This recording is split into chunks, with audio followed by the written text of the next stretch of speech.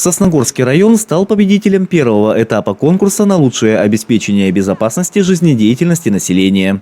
Итоги подвели в Северо-Западном региональном центре МЧС России.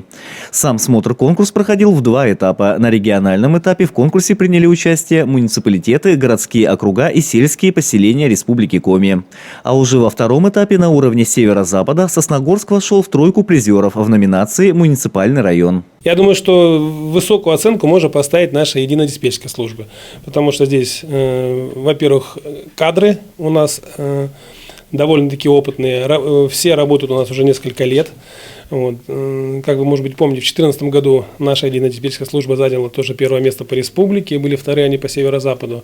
Но и здесь, конечно, да, одно из показателей, это, конечно, наша ДДС, которая вовремя может всех оповестить. Это СМС-оповещение, которым мы занимаемся, это руководители предприятий, состав КЧС, также и жители города через все средства массовой информации.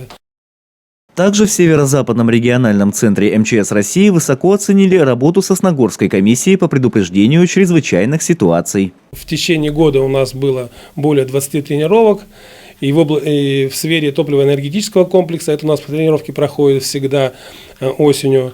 Это в области гражданской обороны. Весной у нас были тренировки по лесным пожарам. Ну и также у нас тренировки по составам КЧС. Всегда у нас высокая оценка и проверяющих, и местных руководителей. Я думаю, что это уже одна из таких сторон немаловажных.